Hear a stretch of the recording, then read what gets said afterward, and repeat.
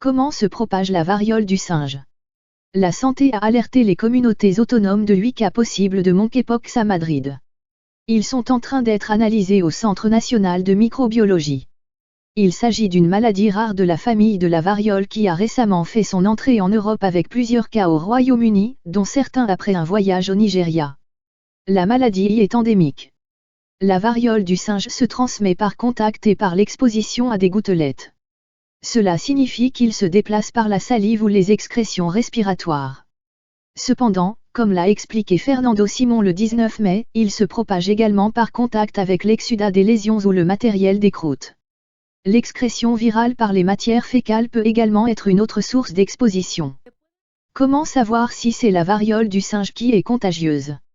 La période d'incubation de la variole du singe est généralement de 6 à 13 jours.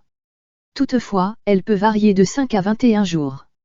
La maladie, qui ne peut être traitée, est souvent autolimitée et les symptômes disparaissent généralement spontanément dans les 14 à 21 jours.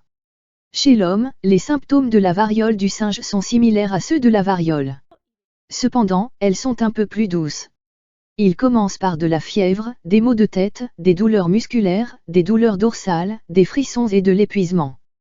La principale différence entre les symptômes de la variole humaine et ceux de la variole du singe est que cette dernière provoque un gonflement des ganglions lymphatiques, lymphadénopathie, alors que la première ne le fait pas.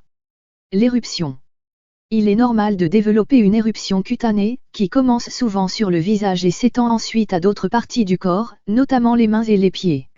Après un court laps de temps, l'éruption change et passe par différents stades avant de se recouvrir de croûtes et de tomber finalement. Les symptômes peuvent être légers ou graves, et les lésions peuvent être très irritantes ou douloureuses. Le contact avec des animaux vivants ou morts lors de la chasse et la consommation de viande de brousse ou de gibier sauvage sont des facteurs de risque connus.